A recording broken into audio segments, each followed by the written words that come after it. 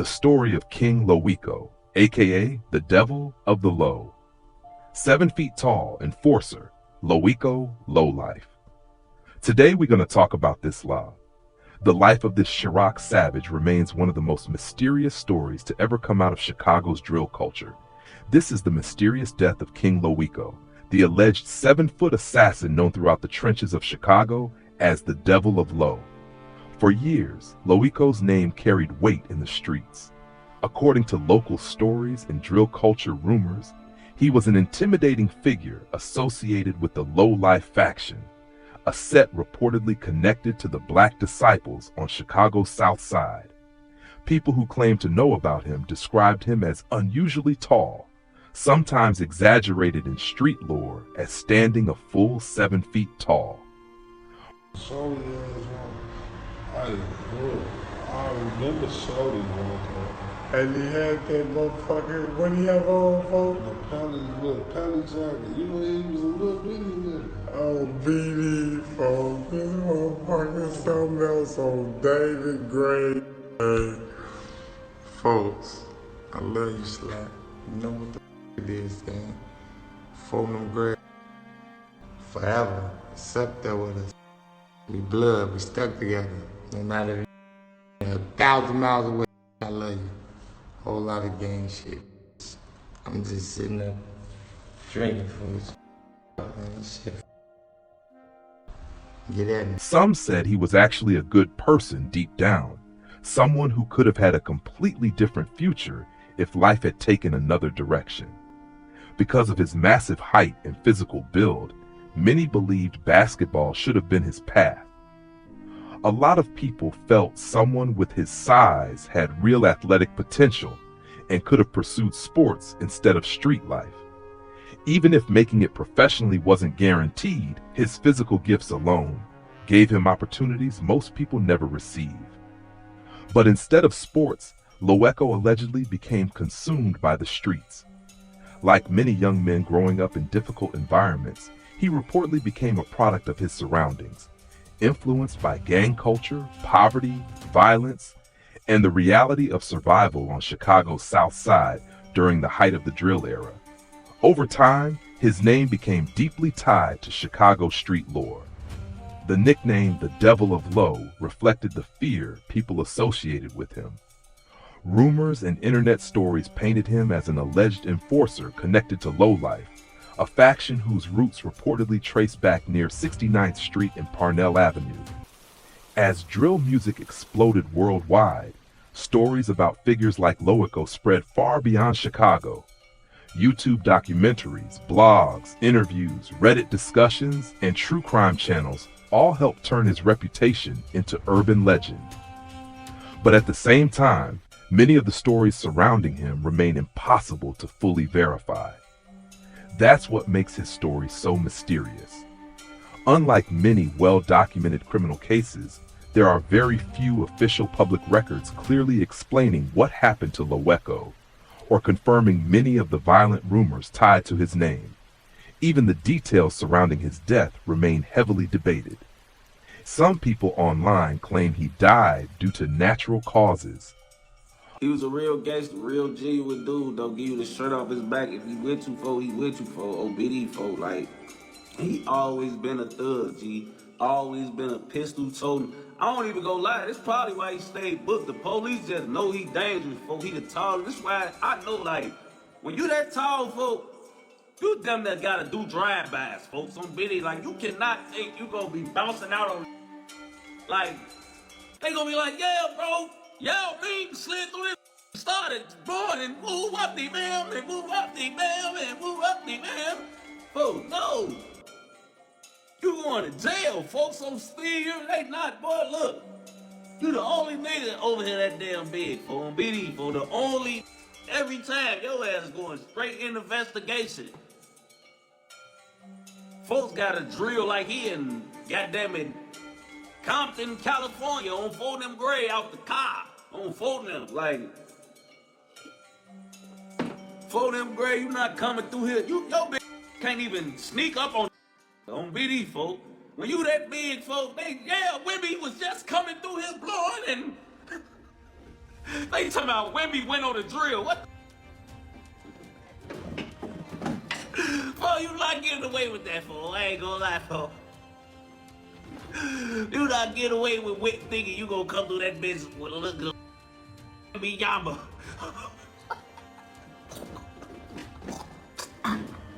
Oh, Steve look like Wimby Yama, fool. On 4th grade, he tall as on 4th grade, but he was like that though. Steve was like that, but that shit was hard. This is how you really gotta judge a savage though, cause it's hard when you that tall to be a savage, bro. Don't know it was you all the time on BD. So you just gotta resort to like just being hot as hell, cause everybody know you did it. Bro, everybody know you did it, bro. I ain't gonna lie, everybody know you did it, Gene. Go ahead, fool. We know it was your. Come on, fool. Everybody know you did it, fool. On BD. You can't hide nothing as big as folks was on 4th grade, G. So I was like, man, fool. RP my nigga Loweko, fool. But he was a real David, fool. On BD, fool. Real savage, fool. I ain't gonna lie, fool. And I ain't gonna lie, he always been loved by all our blocks, you know what I'm saying? Like, he always been loved by all our blocks, fool. On BD, he always was like, who could come over here, come over there, and didn't have to say he was our block, didn't have to be O block, low life, da-da-da-da. You would never even have to hear him talk about what other hoods he could claim, folks. He low life as hell.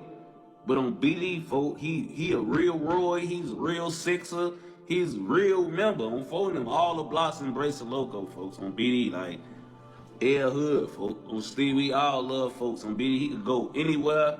He could go anywhere. He could go everywhere, folks. And he one of them dudes. Von and Loweko built a brotherly bond over time, especially after the death of another drill member, T. Roy, someone Von also considered family. What made it even deeper was the fact that Loweko and T. Roy were actually related. They shared the same father but had different mothers, making them half-brothers.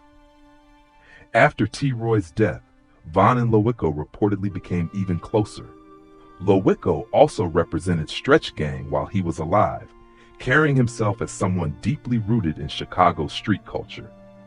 Loweko was the perfect example of becoming a product of your environment. Standing at nearly 7 feet tall, many people believed he could have easily had a future in basketball. With that kind of height, the NBA, or at least serious opportunities in sports, could have been within reach. But instead of chasing athletics, Loweko chose the streets. He's also rumored to have been the shooter connected to the death of well-known Chicago GD drill rapper Lil JoJo. At the time, many people believed Lil Reese was responsible because Reese and JoJo had exchanged threats just hours before JoJo's death. However, rumors in the streets pointed toward Loweko, although nothing was ever officially confirmed by law enforcement. What makes Loweko's story even more interesting is how mysterious both his life and death became.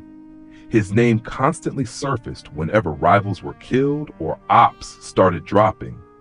Yet he was never officially arrested or charged in connection to any of those incidents, despite being viewed by many as a suspect. And when it comes to his own death, the mystery only gets deeper. Unlike many figures in Chicago's drill scene, Loweko wasn't reportedly killed by an op. Instead, his death was ruled as natural causes. Still, that explanation left people with questions. Some believed his body may have simply given out because of his massive size. Others speculated it could have been complications from an untreated bullet wound. There were even rumors suggesting he may have overdosed on pills. What makes the story even crazier is that before his death, people close to him claimed he was actually trying to change his life. As much as people focused on his violent reputation, it was said that Loweko had found a good job and was actively trying to leave the streets behind after witnessing so many of his friends die. Unfortunately, he would end up suffering a tragic fate himself. Today, we're getting into the story of King Loweko, aka the Devil of the Low. Shout out to Drill Archives. Definitely go support their platform. But before we get into it, make sure you hit that thumbs up button, push the video into the algorithm, and if you're not subscribed already, make sure you do that now. Let's talk about what happens when a man with extraordinary height becomes consumed by street life. This is the shocking story of Loweko, a 7-foot giant who went from being just another neighborhood kid to becoming one of the most feared, alleged hitters in Chicago. The streets shaped him into a figure whose name became associated with power, violence, and tragedy during Chicago's gang wars. But behind all the rumors, fear, and infamous stories was also a life filled with pain, and ultimately a tragic death that still leaves people asking questions today. So what really happened? Did natural causes truly take his life? Or was it possible retaliation connected to the murders of Lil Jojo or FBG Duck? Let's uncover the untold truth about King Loweko. King Loweko, whose real name was reportedly Green Jean, was born. Eyes alone made him impossible to miss. But despite that, he still earned the respect of people many considered major figures in Chicago's drill culture. When names like King Von, Bo Deal, and others publicly paid respect to him after his death, calling him a real gangster and honoring his name, that clearly said something about the reputation he carried. Nobody really knows how he managed to move the way he allegedly did while standing that tall. But one thing is certain, his reputation spoke for itself. Behind that reputation, though, was a difficult upbringing. Green grew up in poverty, raised by a mother who worked tirelessly to support him and his sister. Despite her efforts, the family constantly struggled just to survive, and like many young people growing up in harsh conditions, the streets eventually became a major influence in his life. The absence of a father figure left a major void in Loweko's life, a void that the streets would eventually fill. Growing up in an environment where gangs already had a powerful influence, it didn't take long for the streets to claim him as one of their own. By the time he reached his mid-teens, Loweko had reportedly dropped out of school and started running errands for local gang members. At first, the tasks were small, delivering messages, carrying packages, and handling minor work around the neighborhood. But because of his intimidating size and fearless attitude, people quickly began viewing him as someone capable of enforcing the gang's rules. Before long, Loweko was pulled deeper into street activity. His towering frame and willingness to act made him a valuable asset, and eventually he became associated with Stretch Gang, also known as Get Back Gang. For context, Stretch Gang wasn't necessarily its own separate gang. It was more like a tight-knit circle connected to O Block during one of the most active periods of street conflict in Chicago. The group reportedly formed after divisions and social splits began happening within O Block itself, with figures like Boss Top being viewed as major influences at the time. Members commonly linked to Stretch Gang included names like King Von, T-Roy, Loweko, and several others.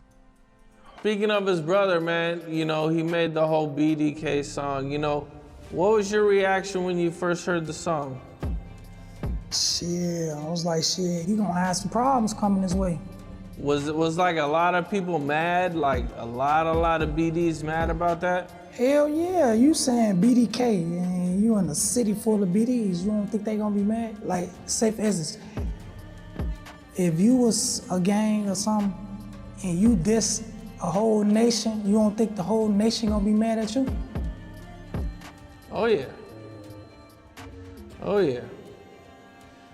Now, when that happened, man, I heard that it was like a lot of people really with the song, man. Did you guys see that a lot? No, hell no, cause where I was from, it ain't nothing but BDs. So ain't no BDs finna be playing that shit. Did you ever run across anybody bumping it down the street or anything? Hell no. BD. Over time, members associated with lowlife became linked to violent street conflicts, while also influencing Chicago's evolving drill movement. Drill artists connected to the set frequently used music to describe life inside their neighborhood, talking about loss, survival, loyalty, and the realities of growing up surrounded by violence. And honestly, when you really think about it, it's wild how much information about these situations becomes publicly available online. A lot of people say things like, "You not from Chicago, so you wouldn't understand." But many of the people covering these stories aren't even from Illinois. Some aren't even from the United States. Yet they're still able to gather detailed information simply through social media posts, interviews, live streams, tweets, music lyrics, and online discussions. That raises a bigger question. If internet personalities can piece together this much information publicly, imagine how much law enforcement agencies already know behind the scenes. There's even been discussion from people close to Chicago's drill culture, claiming that police often prioritize cases differently depending on whether innocent civilians are involved. While those claims remain debated, many believe authorities have historically viewed gang-on-gang violence differently from crimes affecting the general public. Regardless, the mix of music, social media, and street politics helped turn lowlife into one of the more recognizable and controversial names associated with Chicago's drill era. For many people outside the city, drill music became entertainment. But for those living inside these neighborhoods, it reflected real losses, real trauma, and real street conflicts happening in everyday life. The role of lowlife, a faction reportedly tied to the Black Disciples, was mainly centered around controlling territory near 65th Street and Low Avenue in Chicago. Like many street factions in Chicago during that era, they were allegedly involved in activities such as drug trafficking, violent retaliation, and territorial disputes with rival gangs. According to street rumors and online discussions, lowlife had conflicts with groups like Mac Block, Raza Gang, the Latin Kings, Four Corner Hustlers, Darkside BD, Mickey Cobras, and Brick Squad. They were also said to be aligned with crews such as 600, O-Block, and Lamron. Loweko first built his reputation through Stretch Gang, also known as Get Back Gang, before later claiming lowlife alongside his close associates. Because of his feared reputation in the streets, people reportedly gave him the nickname the Devil of Low, a name meant to symbolize how dangerous he was viewed by rivals. By the early 2010s, Loweko had allegedly become deeply involved in Chicago street life. Reports and rumors tied him to repeated arrests involving gun possession, drugs, and even home invasion charges. Then came one of the most controversial moments connected to his name, the 2012 killing of Lil Jojo. According to long-standing street rumors, Loweko was allegedly involved in Jojo's death on September 4, 2012, although nothing was ever officially confirmed by authorities. What made the situation so major was the fact that Lil Jojo was a rising figure connected to Brick Squad, a faction tied to the Gangster Disciples. Just weeks earlier, Jojo had already survived a dangerous situation that many people believe should have scared him away from continuing the beef. But instead of backing down, he continued escalating tensions publicly. At the time, Jojo was heavily feuding with major names tied to the drill scene, including Chief Keef, Lil Durk, King Von, and Lil Reese. The conflict reflected the larger war happening between BD and GD factions across Chicago. Around 2011 and 2012, Chicago's drill scene exploded into mainstream attention. Artists like Chief Keef helped bring national focus to the city's music and street culture, while younger rappers such as Lil Jojo quickly gained popularity through diss tracks and viral online moments. One of the biggest turning points came when Lil Jojo released his infamous diss song 300K BDK, where BDK stood for Black Disciple Killer. The track openly dissed multiple BD-associated rappers and crews, making tensions even worse. The song became a major moment in drill culture because it helped popularize disrespectful gang diss music on a wider scale. JoJo's lyrics and online presence brought huge attention, but they also made him a major target. At the time, Chief Keef was affiliated with the 300 Lamrun movement, tied to the Black Disciples, while JoJo represented 069 Brick Squad, connected to the Gangster Disciples. And honestly, looking back at that era now, it's wild to think about how many of those young artists never got the chance to grow older or evolve beyond street life.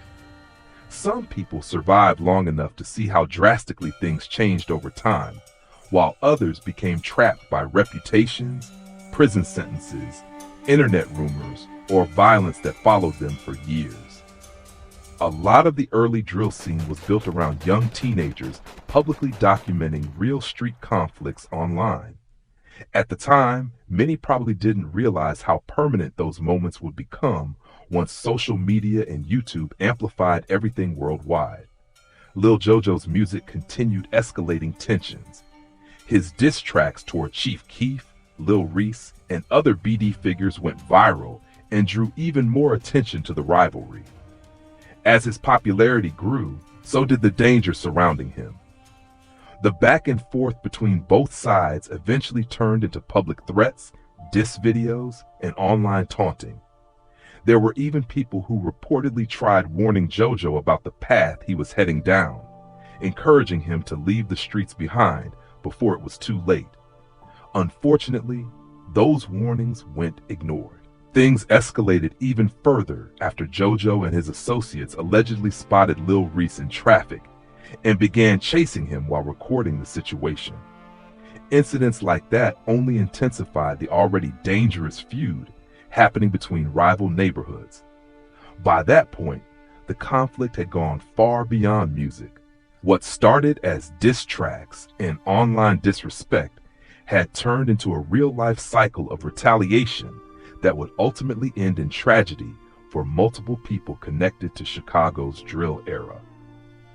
After the incident, Lil JoJo reportedly posted about it on Twitter, joking about what had happened and treating the situation lightly. But while he laughed about the encounter online, many people believed he made a critical mistake. He had allegedly caught his rivals off guard, yet failed to act, giving them time to regroup and retaliate. Not long after, the tensions surrounding JoJo reached a breaking point. September 4th, 2012 would ultimately become the final day of his life. At around 4:04 p.m., Lil JoJo and several affiliates allegedly drove through O Block while recording themselves taunting rivals, including Lil Reese and others connected to the area. During the exchange, Reese was reportedly heard threatening JoJo, saying, "I'ma kill you." And looking back at that moment now, a lot of people remember how intense the reaction was after JoJo was killed just hours later. At that time, Lil Reese had built a major reputation in Chicago's drill scene. Between the music, the street rumors, and the image surrounding him, many fans viewed him as one of the most feared figures connected to early drill culture. So when clips circulated online of him threatening JoJo shortly before JoJo's death, it added even more mystery and fear to the situation. What many people still debate today is why JoJo allegedly didn't take things further during earlier encounters with rivals. From the outside looking in, some people questioned why someone who publicly dissed opponents so aggressively would choose to record and post online instead of escalating the violence directly when opportunities supposedly appeared. Others argue that social media and public image had already become deeply tied into drill culture by that point, where clout, disrespect, and online attention often fueled the conflicts just as much as the streets themselves. At the same time, it's important to remember how young many of these individuals were during that era. A lot of the decisions being made were impulsive, emotional, and heavily influenced by the environment around them. Unfortunately, JoJo's online activity that day may have made him easier to locate. According to reports, he openly posted his whereabouts online, something many later viewed as a reckless move considering the active feud surrounding him. What may have felt like confidence or invincibility at the time ended up putting him in even greater danger. Then later that evening at around 7:30 p.m., tragedy struck. Lil Jojo was reportedly riding on the back of a bicycle or bike with another individual near 70th Street and Princeton Avenue in Chicago when a four-door sedan approached alongside other vehicles. According to police reports and witness accounts, shots were fired from the driver's side of the sedan, striking Jojo before the vehicles fled the scene. The killing immediately sent shockwaves through Chicago's drill scene and became one of the most infamous moments connected to the early era of drill music. Rumors spread quickly about who may have been responsible, with multiple names being mentioned online, including allegations involving people tied to rival BD factions. However, despite years of speculation on social media and in documentaries, no official evidence ever publicly confirmed many of the street rumors surrounding the shooting. Still, the death of Lil Jojo became a defining moment in drill culture, one that symbolized how quickly online beef, music, gang politics, and real-life violence had become intertwined during that period in Chicago. In a desperate attempt to escape the gunfire, Lil Jojo reportedly jumped off the bike and ran towards 6954 South Princeton Avenue. Witnesses say he stumbled through the street before collapsing on the sidewalk from his injuries. Panic immediately spread throughout the area as people realized what had just happened. Emergency responders rushed Jojo to Comer Children's Hospital, but despite efforts to save him, idiots from Lamron were behind the attack. That assumption made sense to a lot of people because Lamron and Jojo's side already had serious tension, and he had reportedly been circling around areas connected to them just hours before his death. But over time, a different name started surfacing more and more in online discussions and street rumors: Loweko, also known as the Devil of Low. Although law enforcement never officially confirmed his involvement, many people in Chicago's drill culture began claiming that Loweko was allegedly the shooter connected to Jojo's death. Those rumors alone were enough to elevate his status and reputation among people tied to the Black Disciples. To many people on the streets, reputation was everything, and if the rumors were true, then Loweko had allegedly carried out one of the most high-profile killings connected to the early drill era. A killing that would forever change Chicago's rap scene and gang culture. By that point, Loweko had already built a reputation as someone extremely active in street conflicts. People close to the culture described him as loyal, aggressive, and fully committed to his side. According to rumors, he was the type of person who took disrespect personally and believed retaliation was mandatory. That mentality was common during Chicago's drill movement in the early 2010s. The streets operated on cycles of revenge, loyalty, and retaliation. Diss songs, tweets, live streams, and social media posts weren't just entertainment to the people involved. They were often viewed as direct disrespect that demanded a response. And after Jojo's death, the violence and tension between rival sets only escalated further. Loweko's name continued surfacing whenever major incidents happened involving rivals. Even though there was rarely official confirmation tying him to crimes, people constantly mentioned him in conversations surrounding shootings and retaliation attacks. One incident often connected to his name happened on January 26, 2017. According to reports, a Brick Squad affiliate named Hussey was walking near the 7000 block of South Princeton when a dark-colored SUV reportedly pulled up beside him. Someone inside the vehicle opened fire, striking Hussey multiple times in the chest, abdomen, and legs. He was rushed to the hospital, but later died from his injuries. Once again, rumors quickly spread online claiming that Loweko had allegedly been the shooter, But like many other situations connected to drill culture, nothing was officially proven in court, and he was never charged. Still, his reputation continued growing. To some people, Loweko became almost mythical, the towering 7-foot figure whose name constantly appeared in stories involving violence, yet somehow managed to avoid major convictions tied to those rumors. And honestly, that mystery only added to the fear surrounding his name. People would often say things like, "How does someone that tall move around unnoticed?" Because standing nearly 7 feet tall makes it almost impossible to blend into crowds. Yet despite his size, his name repeatedly surfaced in connection with incidents throughout Chicago's gang conflicts. At the same time, though, years of living that lifestyle reportedly began taking a toll on him. By 2020, people close to Loweko claimed he was becoming tired of street life. After years of surviving through hustling, robberies, carrying drugs, and constantly looking over his shoulder, he allegedly started trying to move differently. Instead of focusing entirely on the streets, he reportedly got a regular 9-to-5 job and began trying to build stability for himself. For many people who knew his reputation, that came as a surprise. Screenshots of conversations between Loweko and friends discussing work and trying to better himself eventually spread online. Some people saw those messages as proof that he was genuinely attempting to leave the streets behind.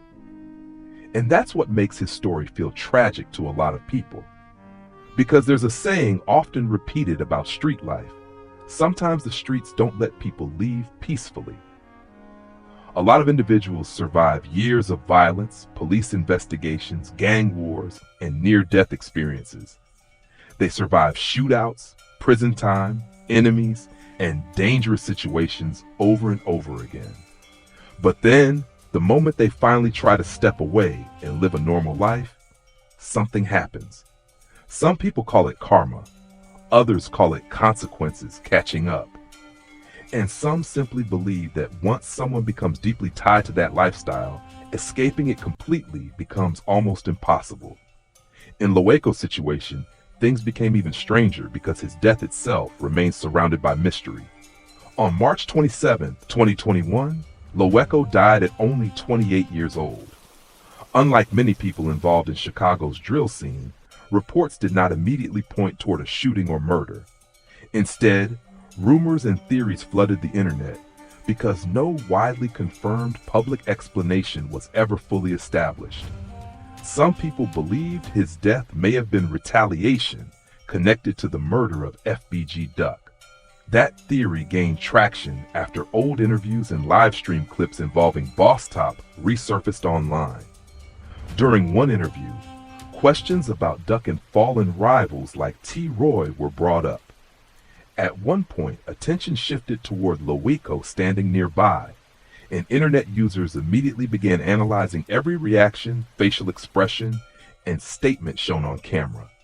The clip spread rapidly across YouTube and social media. Many people believed too much was being implied publicly, especially considering how heavily law enforcement had already started paying attention to drill culture and online self-snitching during that time.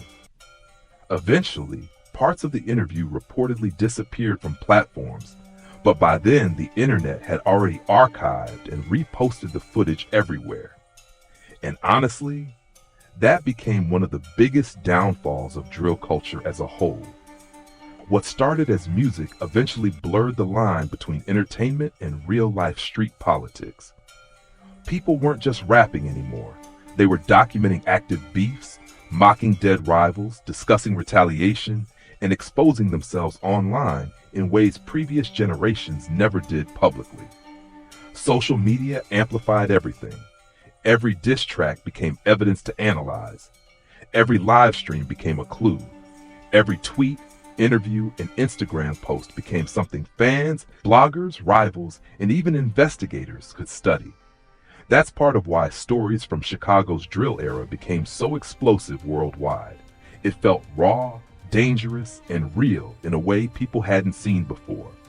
But behind all the viral moments were real lives being destroyed. In Loweko's case, though, other people rejected the retaliation theories completely. Some individuals close to the situation claimed his death was actually connected to old injuries from previous shootings he allegedly survived years earlier. According to those rumors, complications from untreated or severe injuries may have slowly damaged his health over time. Others speculated about drug use, exhaustion, stress, or the long-term physical toll of years spent living dangerously. But because no clear public explanation ever fully settled the debate, his death remains mysterious to this day. And in many ways, that mystery reflects the entire era he came from. The early Chicago drill scene created larger-than-life figures whose reputations spread across the internet, but many of their stories ended the same way. Prison, trauma, addiction, paranoia, or death before they ever truly escaped the environment that created them. Loweko's story stands as another example of how quickly street fame can become self-destruction. One moment, you're feared. The next, your name becomes another story people debate online while trying to figure out what really happened. Rumors surrounding Loweko's death only became more confusing as time went on. Some people believed he died from natural causes, while others speculated that drugs or some type of overdose may have played a role. There were also theories claiming that years of stress, previous injuries, and the physical toll of street life may have contributed to his death. But because no official homicide announcement was ever publicly tied to the case, many of the rumors connecting his death to retaliation for FBG Duck eventually lost credibility. That's what made the entire situation so mysterious. Unlike many figures from Chicago's drill scene, whose deaths were immediately linked to shootings or gang violence, Loweko's passing left people confused. One side believed karma had finally caught up to him. Another side believed his body simply gave out after years of living dangerously. Others thought the internet was trying too hard to force connections between unrelated situations. But the reality is that nobody outside his close circle truly knows exactly what happened. And because of that uncertainty, fans and followers of Chicago drill culture still debate the death of the Devil of Low to this day. For a lot of people, Loweko's story stands out because he didn't fit the image people usually expect. When you hear about someone standing nearly 7 feet tall, most people automatically think basketball, football, or some kind of athletic future. Even if making it to the NBA or NFL isn't guaranteed, someone with that type of height naturally has opportunities that many others never get. That's why so many people look at his story and wonder how someone with that kind of physical advantage ended up becoming consumed by the streets instead. But that's where environment plays a huge role. A lot of people from outside these neighborhoods don't fully understand how powerful environmental influence can be. When somebody grows up surrounded by poverty, violence, gangs, trauma, and survival mentality every single day, those conditions often shape the decisions they make long before adulthood. Sometimes people don't join street life because they dream about it. Sometimes they follow older friends. Sometimes they grow up seeing it normalized. Sometimes they feel like it's the only protection available to them. And other times, they simply become curious and slowly get pulled deeper into it until there's no easy way out. That's part of what makes stories like Loweko's so tragic. Because underneath all the rumors, violence, fear, and internet mythology was still a human being who once started out as just another kid growing up on the south side of Chicago. A kid who probably laughed with friends, had dreams at some point, and could have potentially taken a completely different path if life circumstances had been different. But the streets have a way of pulling people in early, and once that happens, escaping can become incredibly difficult, especially during the height of Chicago's drill era. Back then, the environment was different. Social media amplified every beef, every insult, every death, and every retaliation. Teenagers and young adults were becoming famous overnight, while simultaneously living through active street wars in real life. Music and violence became intertwined in a way the world had never really seen before. Diss tracks turned into real threats. Tweets became evidence. Live streams exposed locations. Interviews fueled rumors. And fans around the world watched everything unfold in real time without always understanding the real-life consequences attached to it. For some artists, drill music became a way out. For others, it became a spotlight that intensified the danger surrounding them. And unfortunately, many of the names connected to that era never lived long enough to fully grow beyond it. That's why stories like Loweko's continue to fascinate people years later. Not because people glorify the violence, but because his life represents a deeper reality about how environment, poverty, trauma, loyalty, and street culture can completely shape someone's future. When people say someone became a product of their environment, this is the kind of story they mean. A 7-foot kid with athletic potential ends up becoming feared in the streets instead of celebrated in sports. A young man survives years of violence only to die under mysterious circumstances before turning 30. A person allegedly tries to change their life and get a regular job, only for their story to end before they ever fully escape the past connected to their name. And in the end, all that's left are rumors, old videos, internet debates, and unanswered questions. So what do you think really happened to King Loweko? Do you think his death truly came from natural causes? Do you think years of street life and injuries finally caught up to him? Or do you believe there's more to the story than people know publicly? One thing is certain, whether people knew him personally or only heard about him through drill culture, Loweko's name became one of the many unforgettable stories tied to Chicago's most dangerous era. And sadly, like many others connected to that world, his story ended far too soon. If you made it this far, let me know your thoughts below. And remember, behind every viral story, diss track, or street rumor are real lives, real families, and real consequences that continue long after the internet moves on.